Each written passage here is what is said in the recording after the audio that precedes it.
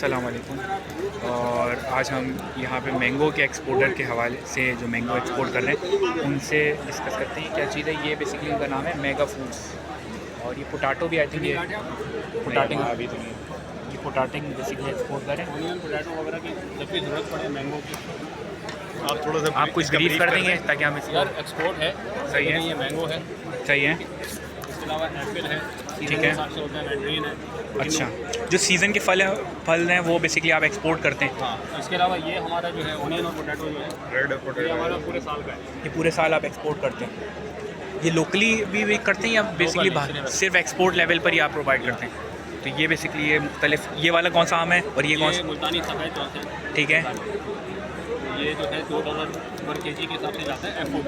सही है। उसके बाद रेट वगैरह जो है वो आपको फिर अप्लाई करना होगा, हमारा नहीं, वो आप इंश्योरेंस होगी।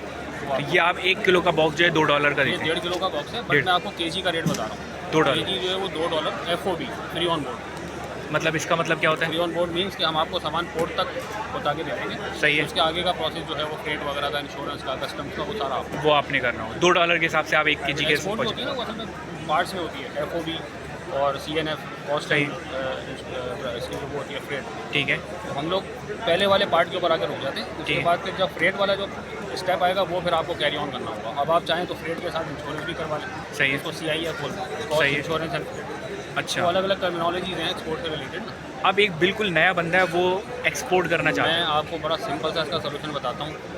ये आप यूट्यूब पे जाएं और ठीक है। लालवानी साहब का एक चैनल है, ठीक है, आप वो देखिए, वो एक्सपोर्ट से रिलेटेड आपको सारी चीज़ें समझा, फलों से रिलेटेड जितनी भी। कोई भी कॉमोडिटी हो।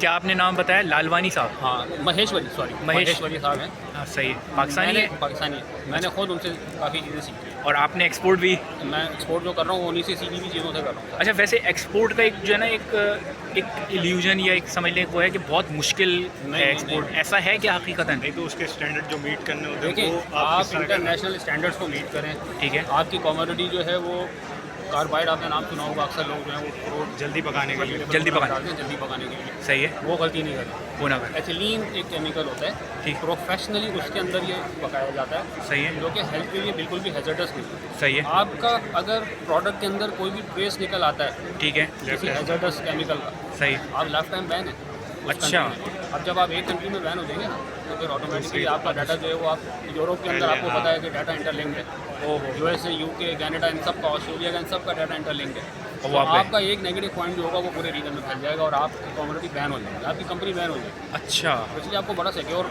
और सेंसिटिव मामला है ना ये, आपको Food है। बिल्कुल महफूज तरीके से चलना है। तो आप इसको आपने कच्चा केमिकल बताया अभी एथिलीन का, तो ये आप खुद यहीं पे प्रोसेस करके पूरा देते हैं अगर आपने एक्सपोर्ट जब करना हो? माल 80% तैयार हो जाता है ना, हाँ, तो वो एथिलीन के पाउच होते हैं छोटे छोटे, जैसे आपने अक्सर देखा होगा वो कार्बाइड चीज़ों में रखे हुए होते हैं, बिल्कुल पाउचेस रखे हुए होते हैं, ह्यूमिडिटी एब्जॉर्ब करने के लिए, बिल्कुल ऐसे ही है।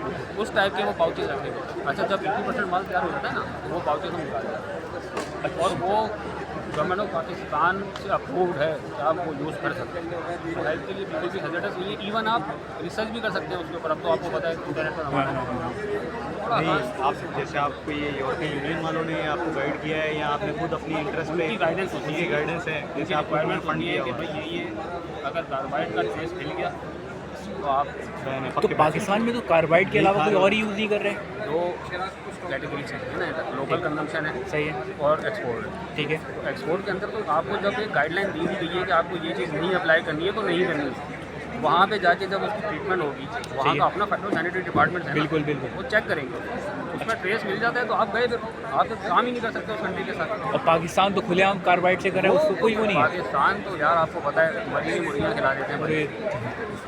तो पाकिस्तान में क्यों नहीं बंद है कार्बाइड? क्या कह सकते हैं यार, दूसरे awareness बंदा नहीं है, हमारा आप ये कह सकते हैं। अवेयरनेस नहीं है, अवेयरनेस नहीं है, यानी कि हैजर्ड है बिल्कुल कार्बाइड तो वाला। इससे भी उतना ही जल्दी प्रोसेस हो जाता है। चलिए, बहुत बहुत शुक्रिया, आपने इतनी इन्फॉर्मेशन वाली वीडियो हमें बनाने की कोशिश तो दी। ठीक है, थैंक यू, बहुत बहुत शुक्रिया।